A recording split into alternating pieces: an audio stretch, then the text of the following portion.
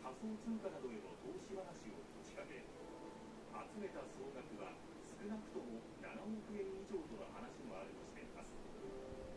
こうした中、所属事務所はテレビ・ラジオ各局に番組出演の見合わせを申し入れ、